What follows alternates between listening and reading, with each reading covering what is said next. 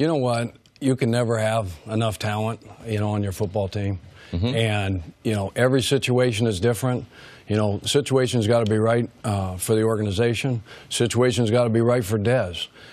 His resume speaks for itself. He's a phenomenal, phenomenal football player, and he's played great football for a long time. You got locker room concern. Do you have a strong enough locker room? Do you have the character? You got the leadership in the locker room to handle a guy coming in like this? Do you need a player like this? I mean, they vetted this guy. They know him. Dez is Dez, and I don't think his game is going to change, but he can still play. Is he a 1? Is he a 2? Beauty is in the eye of the beholder. So somebody is going to see this guy at some point. And this isn't the time. There's 90-man rosters right now, and all these teams have a ton of young talent right now. They've got their draft choices. They've got college free agents. They got tryout guys. They got a bunch of guys. You don't need to bring this guy in right now. Oh, so we shouldn't be worried about him not signing right now? Absolutely not. Okay. At what there's point? No way, because Dez is working out. Dez is grinding somewhere. Everybody always worried about it. I worried about it. The GM worried about it. Ownership worried about it. Hey, we want our guys here. We want them in the locker room. We need the chemistry. We need this. We need that. We'd love to have these guys here. But those great players, this guy's a competitor. He's passionate. He loves the game. He can make plays. But the only issue with him is the locker room stuff, basically. It's the off-the-field stuff. So wouldn't you want that earlier on? Like, why wouldn't you want to bring him in right now? You know what? Again, these guys are all looking at these young guys.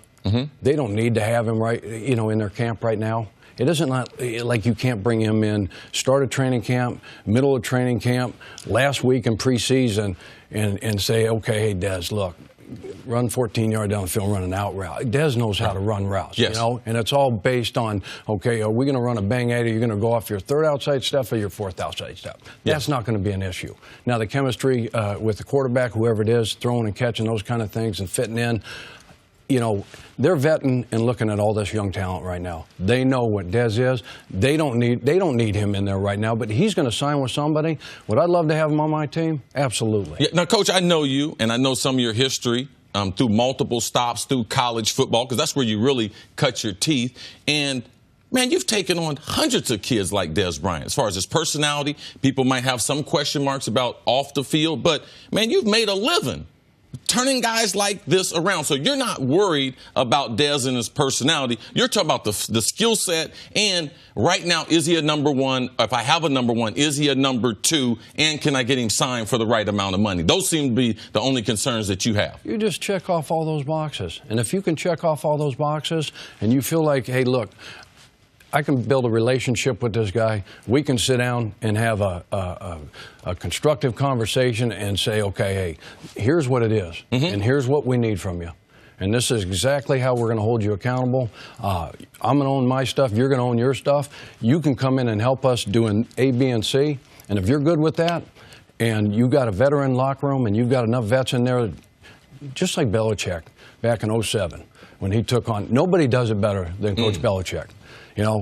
Corey Dillon, Blunt, you go back to Randy Moss, when they traded for him in 2007. I was in Oakland in '05 and '06, and Randy was there. And so he takes it, and all he does is go out and break Jerry Rice's, single-season touchdown reception record and catches 23 touchdowns and the most yards he had because they had a conversation. And they vetted it, and they went back and forth and said, you know what, we've got the right locker room, we've got the right quarterback, this, that, and the other, and it's the right fit. So there's going to be a situation, there's going to be the right circumstances for Dez, and he's going to land somewhere and continue to be a productive football player. You've said a couple times the right locker room. Can you describe to the audience, people such as myself that haven't spent time in those locker rooms like you two have, what does that look like? What is the right locker room for Dez Bryant? What type of quarterback? Is it about skill or is it about age and experience? What type of coach? Like, what is the right type of locker room for Dez Bryant? Well, again, it's the culture, it's the identity, it's the culture in the locker room, and do you have enough veteran guys in there? Do you have an experienced quarterback like Eli Manning? Do you have Tom Brady as your quarterback? Do you have Andrew Luck as your quarterback? Is there enough veteran, vets on that football team, on the defensive side, on the offensive side, because you're going to have conversations. I had conversations with those guys. You know, back in 15, you know, after our AFC championship, where we got beat by New England in the AFC championship in 14, and then we signed, you know, Frank Gore and we signed Andre Johnson. I knew those guys obviously from the University of Miami, but you talk to your vets. You know, and I know Coach Belichick has conversation. Other coaches have conversations with their vets in that locker room and say, "How do you guys feel about this situation?" You know, the teams that talk to those players and have relationships. That's your team. That's your locker room. And so you have conversations with those people, and you know, everybody's on board with it. And you feel, because if you got a young quarterback, you got a rookie or second-year quarterback, and you got a bunch of young players in there, certain teams, certain coaches, certain GMs. A lot like Dez had in Dallas. Certain GMs, certain coaches might shy away and say, you know what, you know, we don't want to go down this road. We probably can't take this on, you know, whatever that is. And I see a passionate guy. I see a competitor. I see a guy that can still make, football plays. So, again, it's got to be the right situation, the right fit. Talking about competitor, I know a guy that you like. You and him, I have talked about him. And I would say your career would change if he had stayed healthy. Andrew Luck. What do you expect from Andrew in 2018 as a starting quarterback? As we start this season, and we haven't seen him in 18 months since he had surgery. Yeah, I was just with Andrew. I was back in Indy, for our 6th annual Chuck Strong Gala, and Andrew was kind enough to come out. He was out there every year supporting that cause, and he looked phenomenal. You know, and we've seen the pictures. We saw the picture. I think everybody saw the picture of, him in a tank top on a bicycle from the Indy 500. And, I mean, he's strapped, he's ripped. Mentally, I saw that picture, Chuck. That picture looks good. I just wanted to let you know. Yeah, I mean, he looks in my wife, my 3 daughters, my granddaughter, they all thought he looked great, too. He did. So, anyway, he's in a great place mentally. He's in a great place physically.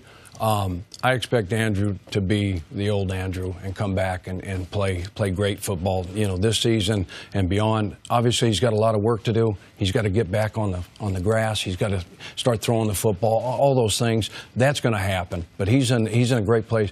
I love Andrew Luck, and he's a phenomenal. He got me more years. He's still a phenom. He is. He's a phenom, and unlike. There's a lot of good quarterbacks that came out this year and last year and the years before that, but he was the most ready-made, especially in today's football when the offseason, you really don't have an offseason. And we didn't get Andrew until the middle of June because of his graduation at Stanford. We got him for a rookie minicamp, and then he came in the middle of June, and he's a brilliant guy. He learned the playbook, within 1 week, and the rest is history. He's a great player, and I got great respect and love for that dude. Thanks for watching. Subscribe here to get the latest from the show. Also, be sure to check out more of the best clips from First Things First, or go watch a few segments from our other shows on FS1.